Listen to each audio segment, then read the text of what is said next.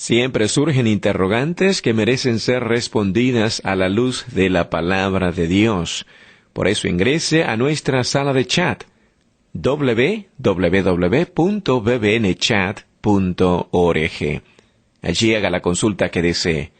Este es un servicio totalmente gratis. Muchas gracias por su atención y a continuación disfrute de su programa favorito. El siguiente segmento es clasificación F, formativo, educativo cultural. A, apto para todo público.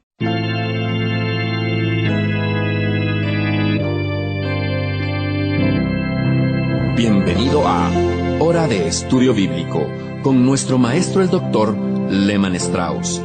Este estudio es el resultado del tiempo personal con el Señor, el ministerio pastoral y la experiencia en conferencias bíblicas del Dr. Lehman Strauss. Él nos instruye y alienta con la enseñanza de la palabra de Dios. Ahora, el Dr. Strauss. Muy bien, muchas gracias. Vamos a comenzar nuestra segunda parte de nuestro breve estudio sobre el pecado. Todos aquellos que creen que la Biblia es la palabra de Dios y que aceptan su autoridad, no negarán el hecho de que el pecado ha sido transmitido a toda la raza humana. Nadie puede negar que cada individuo es libre de pecar o de no pecar, pero todos eligieron pecar de alguna manera. ¿Por qué cada miembro de la raza humana eligió pecar?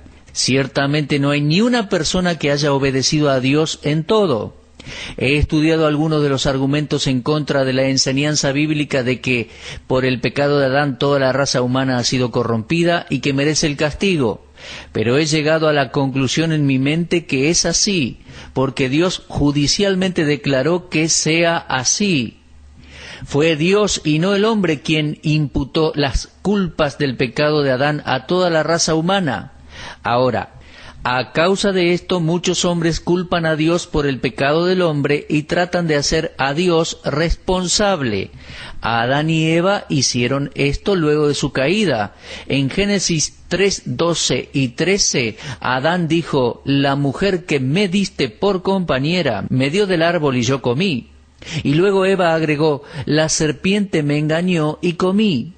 Esta clase de excusa es típica de todos los seres humanos. Hay ciertas preguntas que los hombres se hacen. Por ejemplo, ¿por qué Dios creó al hombre con la capacidad de pecar? ¿Por qué Dios prohibió que Adán y Eva comieran del árbol del conocimiento del bien y del mal? ¿Por qué Dios permitió que el hombre sea tentado? ¿Por qué Dios no prohibió que el diablo engañara a Eva? No voy a rehusarme a discutir cuestiones como estas, pero creo que estas preguntas tratan de confundir el punto que estoy tratando de exponer ahora, principalmente el efecto del pecado de Adán sobre toda la raza humana. La soberanía de Dios y la seducción del diablo no eliminan el hecho de que el hombre ha cometido el pecado. Por lo tanto, el hombre no puede librarse de sus responsabilidades con respecto al pecado. Es verdad que Adán y Eva fueron seducidos por Satanás y que fueron declarados culpables y castigados por Dios. Al fin del siglo, aquellas personas que fueron engañadas por Satanás y el anticristo se considerarán responsables delante de Dios y serán juzgados por Dios. Esto está en 2 Tesalonicenses 2, 9 al 12. El origen del pecado está en el mismo hombre. Nuestro Señor dijo en Mateo 15, 29, «Porque del corazón salen los malos pensamientos, los homicidios, los adulterios, las fornicaciones, los hurtos, los falsos testimonios, las blasfemias». El corazón del hombre es el lugar de nacimiento de todos los pensamientos pecaminosos, de todas las palabras y acciones pecaminosas hoy en día. Jeremías 17:9 dice: «Engañoso es el corazón más que todas las cosas, y perverso, ¿quién lo conocerá?». En cada uno de nosotros está el pecado por el cual somos juzgados. Las capacidades escondidas para el mal están presentes aún en el mejor de los hombres. El antagonismo del hombre se levanta cuando el tema del pecado original es traído a la discusión. He notado esto muchas veces cuando la gente tiene periodos para hacer preguntas en una conferencia bíblica. La persona promedio, que no comprende las Escrituras, piensa que ha nacido con una culpa y depravación hereditarias. Ahora, las Escrituras dicen en Romanos 5, 18 al 19, por la transgresión de uno vino la condenación a todos los hombres, y así como por la desobediencia de un hombre los muchos fueron constituidos pecadores. Ahora, estos son hechos claros que Pablo expresa por inspiración del Espíritu Santo, pero aún así, un teólogo escribió esto: negamos firmemente que el pecado de Adán haya sido imputado a sus descendientes. Otro teólogo dice: ni las Escrituras ni la sabiduría humana permitirán que cualquier hombre diga que el pecado de Adán ha sido imputado a sus descendientes. Bueno, mis queridos amigos, la sabiduría y los sentimientos humanos hacen que la mente natural se levante y proteste en contra de la doctrina del pecado original. Pero esto se debe solo a la ceguera de sus corazones. 1 Corintios 2:14 dice: pero el hombre natural no percibe las cosas que son del Espíritu de Dios, porque para él son locura, y no las puede entender porque se han de discernir espiritualmente. Pero la falta de fe no puede cambiar la verdad de que todos los hombres han sido constituidos pecadores por Dios. Nosotros debemos permanecer en la palabra de Dios, la cual pone silencio a toda oposición. De acuerdo a Juan capítulo 3 y versículo 6, lo que es nacido de la carne, carne es. En 1909, el doctor Thomas Whitelaw escribió esto: es extremadamente dudoso que cualquier persona inteligente, cuyas intuiciones morales no han sido completamente destruidas o cuyas percepciones mentales no hayan sido entorpecidas por el exceso del pecado, puedan exitosamente convencerse a sí mismo en forma permanente de que el pecado es un mito o una creación de la imaginación y no una realidad horrenda. El pecado es una cualidad o condición del alma que existe en cada ser humano, y no solamente en tiempos aislados, sino en todo momento y en cada etapa de su vida, aunque no siempre se manifieste en la misma forma de sentimiento, pensamiento, palabra o acción en cada individuo. El pecado ha afectado extensamente a toda la raza humana en cada era, desde el comienzo del mundo en adelante, en cada lugar debajo del sol, en cada raza en que la humanidad ha sido dividida.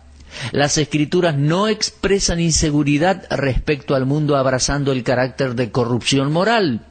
En la época prediluviana, en Génesis capítulo 6 y versículo 12, y también durante la generación de David, en el Salmo 14:3, en el tiempo de Isaías, en Isaías 53:6, y aún en la era cristiana, lo leemos en Romanos 3:23. El veredicto de Salomón dijo así: no hay hombre que no haya pecado, no hay justo ni aun uno, no hay quien haga el bien y que nunca peque. Si decimos que no tenemos pecado, nos engañamos a nosotros mismos y la verdad no está en nosotros, mi amigo. Ahora, ¿cuáles son los efectos del pecado sobre la raza humana? Las consecuencias son sin duda más numerosas de lo que podríamos intentar considerar en estos dos estudios. Pero vamos a considerar dos en este tiempo. Primero, estamos hablando de efectos del pecado, Primero, concentrémonos en el tema de la culpa verdadera. Aquel sentimiento de haber hecho lo malo porque sé que hice lo malo. Déjeme explicarle que algunas personas a veces están dominadas por una culpa falsa, es decir, un sentimiento de culpa que surge por causas emocionales. Durante mis 25 años como pastor consejero he visto a mucha gente, tanto jóvenes como ancianos, deprimidos, y al mismo tiempo condenándose y castigándose a sí mismos por haber hecho cosas equivocadas y vergonzosas. En algunos casos, la persona no era capaz de nombrar ningún pecado en particular que haya producido ese sentimiento de culpa. En estos casos yo trataba de conocer la causa de este sentimiento de culpa falsa. Un caso particular viene a mi mente. No voy a abrumarlos con los detalles, sino que me voy a concentrar en lo esencial. Una joven mujer se acercó a mí buscando ayuda. Tenía 22 años de edad, no estaba casada y vivía con sus padres. Tanto su madre como su padre eran infelices y encontraban difícil tolerar a su hija. La habían reprendido y amenazado durante toda la niñez. Por lo tanto, ella creció con culpas y un creciente temor de que en sus próximas palabras o acciones provocarían otra repentina reprimenda o bien el castigo. Se sentía a menos y sentía que necesitaba un castigo cuando en realidad no estaba haciendo nada para provocar reprimenda o castigo. Tenía un buen trabajo como secretaria en la General Motors, ganaba un buen sueldo, pero se anticipaba a la desaprobación y condenación y vivía día a día en el temor de que alguien fuera a desaprobarla por algo que dijera o hiciera mal. Ella estaba sufriendo de una culpa falsa causada por desajustes emocionales. Luego me enteré que sus padres eran graduados de la universidad. Habían comenzado a relacionarse en sus años de secundaria y cometieron adulterio, lo cual resultó en embarazo. Ahora, ellos habían ocultado eso por varios meses, pero en el momento de su graduación ya no era un secreto. Los padres de ambos supieron la verdad antes de la ceremonia de casamiento y por todos estos 22 años habían vivido en remordimiento por haber pecado. Sus repetidas advertencias y amenazas con tonos dominantes habían despertado en su única hija un sentimiento de culpa falsa, de modo que la niña creció con la carga injusta de culpa y ansiedad. Después ella pudo superar su problema por medio del aconsejamiento basado en la Biblia y por la oración. Tenía una culpa falsa que habían sido puesta en su mente por la mala conducta de sus padres. Aquí vemos que es posible sentir culpa sin ser culpable.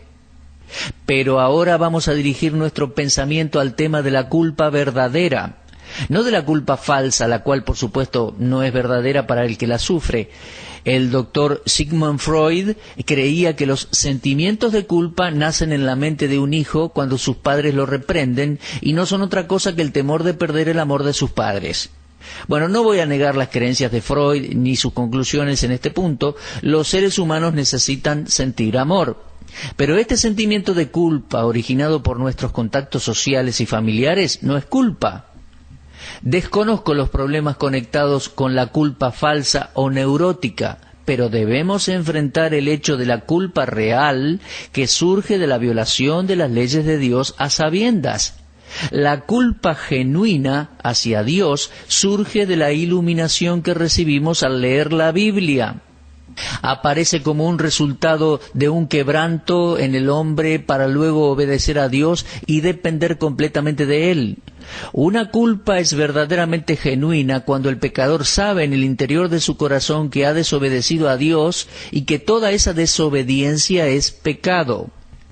Si una persona es asaltada con sentimientos de culpa como resultado de pecado y el poder convincente del Espíritu Santo, existe solo una solución. Debe volverse a Dios confiando en la obra redentora de Cristo.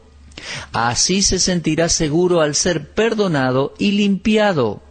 Isaías 1:18 dice: «Venid luego, dice Jehová, y estaremos a cuenta. Si vuestros pecados fueren como la grana, como la nieve serán emblanquecidos. Si fueren rojos como el carmesí, vendrán a ser como blanca lana».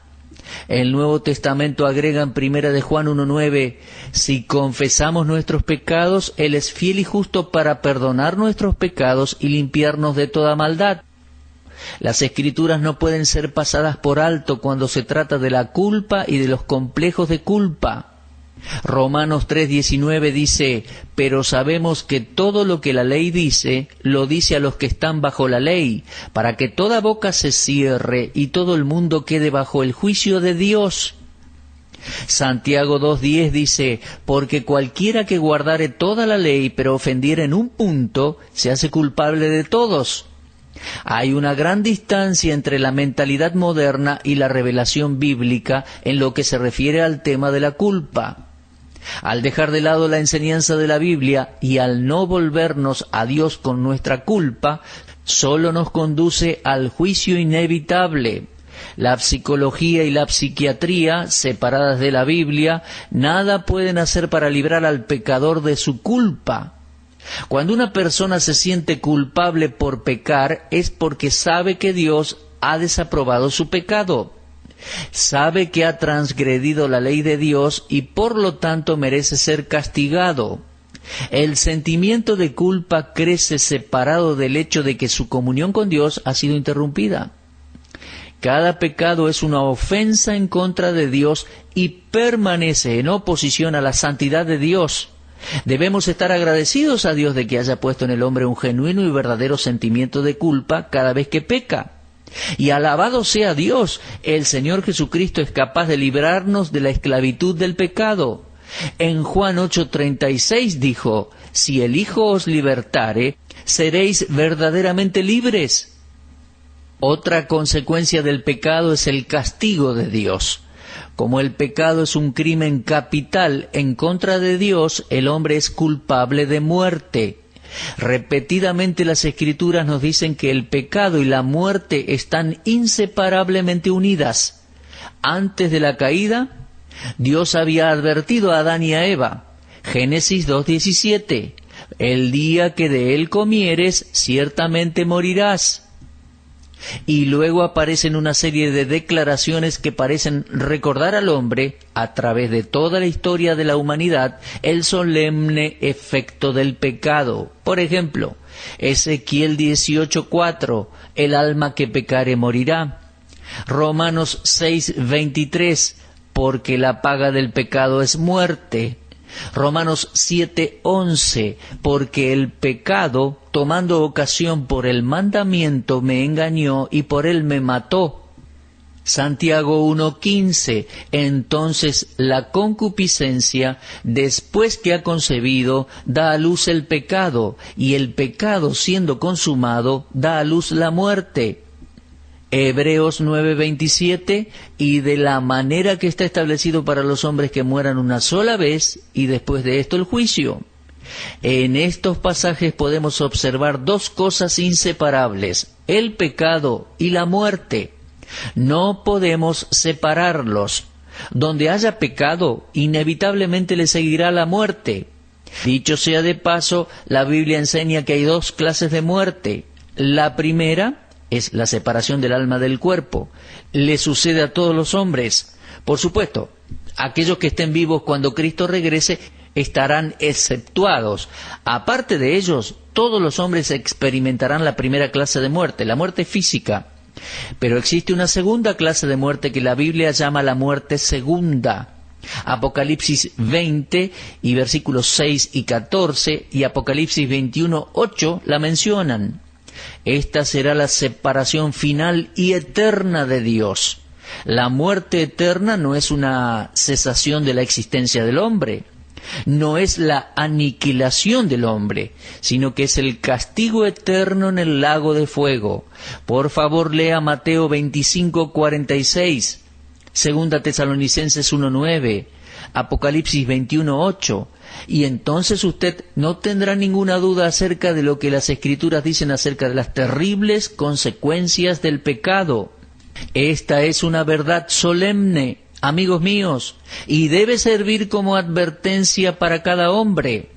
Hay un precio a pagar por el pecado. La paga del pecado es muerte.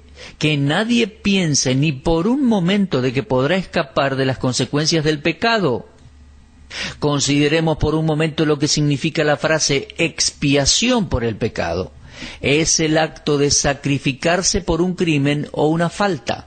Debido a su naturaleza, Dios no solo demanda que el pecado sea castigado, sino que también ha provisto para que el pecador restaure su relación con Él. Es en este punto donde la muerte de Cristo entra en escena. Dios no podía estar satisfecho hasta que el pecado haya sido totalmente expiado. La Biblia enseña que Cristo fue el sustituto aceptable provisto para el pecado del hombre. Sus sufrimientos y su muerte son vicarios, es decir, en lugar del pecador. No podría haber expiación por el pecado sin sacrificio de sangre. La razón es que Dios lo declaró así. Hebreos 9:22 dice, sin derramamiento de sangre no hay remisión de pecados. Levítico 17:11 ya decía, porque la vida de la carne en la sangre está, y yo os la he dado para hacer expiación sobre el altar por vuestras almas. La misma sangre hará expiación de la persona. Y leemos en Hebreos 9:12, no por sangre de machos cabríos ni de becerros, sino por su propia sangre. Entró una vez para siempre en el lugar santísimo, habiendo obtenido eterna redención. Además, en Hebreos 9:26 leemos, se presentó una vez para siempre por el sacrificio de sí mismo para quitar de en medio el pecado. En 2 Corintios 5:14 leemos que uno murió por todos. En 2 Corintios 5:21 leemos, al que no conoció pecado, por nosotros lo hizo pecado. En 1 de Pedro 3:18, porque también Cristo padeció una sola vez por los pecados, el justo por los injustos, para llevarnos a Dios, siendo a la verdad muerto en la carne, pero vivificado en espíritu. Estos son solo unos pocos de los muchos pasajes que nos muestran cómo la muerte de Cristo fue el medio que Dios proveyó para expiar, quitar nuestros pecados. Mi amigo, expiación significa que nuestros pecados fueron puestos sobre Cristo. Por ejemplo, Isaías 53:6 dice, mas el Señor cargó en él el pecado de todos nosotros. Esto es lo que la nación de Israel reconocerá cuando Cristo regrese a la tierra. Pero también es verdad para toda la humanidad. El hombre reemplazó la voluntad de Dios por su propia voluntad cuando pecó. Dios ofreció a su propio Hijo para expiar los pecados del hombre. Hebreos 9:28 dice, así también Cristo fue ofrecido una sola vez para llevar los pecados de muchos. Y en 1 de Pedro 2:24 leemos, quien llevó él mismo nuestros pecados en su cuerpo sobre el madero. El principal propósito de la encarnación de Cristo, es decir, la venida de Dios a la tierra en un cuerpo humano, haciéndose humano, fue para ofrecerse a sí mismo para rescatar a los pecadores. En Mateo 20:28 el Señor dijo, como el Hijo del Hombre no vino para ser servido, sino para servir y para dar su vida en rescate por muchos. En Lucas 19:10 leemos que el Señor dijo, porque el Hijo del Hombre vino para buscar y salvar lo que se había perdido. Cristo murió por nuestros pecados de acuerdo a las Escrituras y por lo tanto es esencial para el cristianismo y absolutamente esencial para la salvación de cada ser humano. Nuestro Señor Jesús dijo repetidamente que Él iba a sufrir, a ser sacrificado y que luego resucitaría de los muertos al tercer día. Usted puede leer esto en los pasajes tales como Mateo 16:21, Lucas 9:22, Juan 12:32 al 34 y muchos otros versículos más. Aún en el cielo, la expiación de Cristo por el pecado es el gran tema, será el gran tema, porque allí los redimidos cantaremos una nueva canción, como leemos en Apocalipsis 5:9. Y cantaban un nuevo cántico diciendo, digno eres de tomar el libro y de abrir sus sellos, porque tú fuiste inmolado y con tu sangre nos has redimido para Dios, de todo linaje y lengua y pueblo y nación. La muerte de Cristo no fue un accidente ni un mero incidente, sino que fue una muerte divinamente planeada para ocupar el lugar del pecador. La muerte del Señor Jesucristo satisface la santidad de Dios, y con esto me refiero a la perfección de Dios por la cual Él está absolutamente separado de todo pecado. Es por el atributo de la santidad que Dios era especialmente conocido en los tiempos del Antiguo Testamento. Él le dijo a su pueblo, sed santos porque yo soy santo. Lo leemos en Levítico 11, 44 y 45. Debido a su santidad existe un gran abismo entre Dios y el pecador. El profeta Isaías lo escribió en su libro, capítulo 59, versículo 2. Dice así: pero vuestras iniquidades han hecho división entre vosotros y vuestro Dios, y vuestros pecados han hecho ocultar de vosotros su rostro para no oír. Antes de que el pecado entrara en la humanidad, Dios y el hombre disfrutaban de compañerismo, pero cuando el pecado entró, esa comunión se quebró, surgiendo una separación entre Dios y el pecador. El pecador no puede acercarse a Dios porque no tiene la santidad requerida para presentarse delante de su santidad. Aunque Adán no murió hasta más de 900 años de edad, luego de haber desobedecido a Dios, murió espiritualmente en el momento en que pecó, y se sintió alejado de Dios, quien era y es santo. Afortunadamente para nosotros que somos pecadores, Dios satisfizo las demandas de su propia santidad, proveyendo Él mismo un sacrificio, una satisfacción y una expiación. La muerte de Cristo en la cruz no fue un compromiso, sino un sustituto santo. Dios es amor, mi amigo, pero el verdadero amor está limitado por la santidad. Por lo que se puede decir que el atributo más importante de Dios no es el amor, sino la santidad. Debido a su misma naturaleza, Él debe mantener su propia excelencia moral. Dios no podía perdonar pecados sin un sacrificio.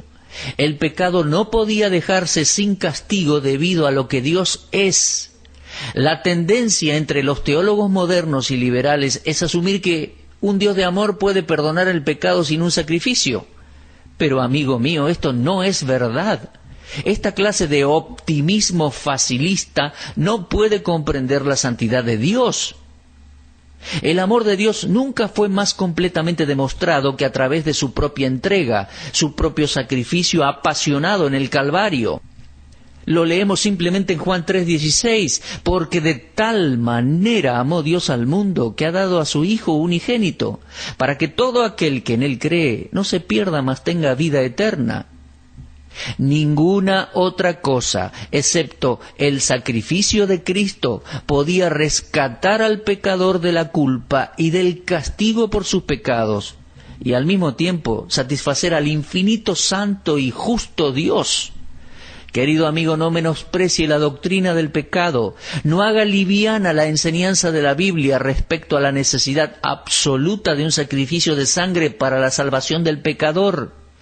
Si usted pasa por alto este gran hecho de las Escrituras, entonces usted perderá todo.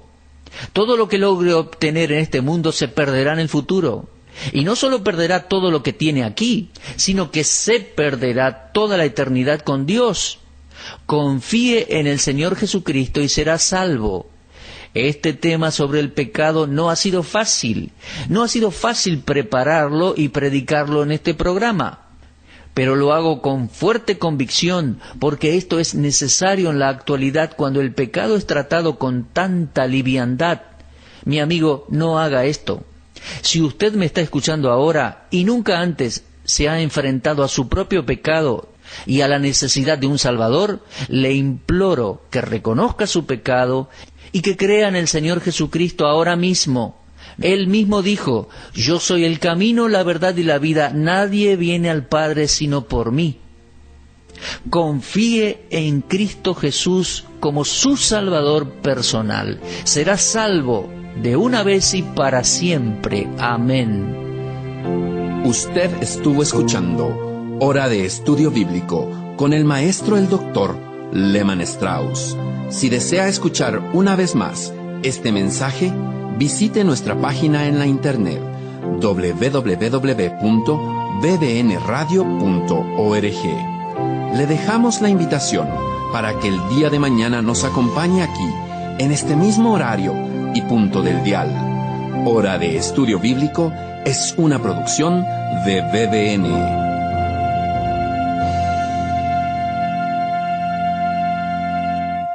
Ingrese a nuestra sala de chat para hacer la consulta espiritual que desee. www.bbnchat.com Este es un servicio totalmente gratis. Muchas gracias. Somos sus amigos de BBN.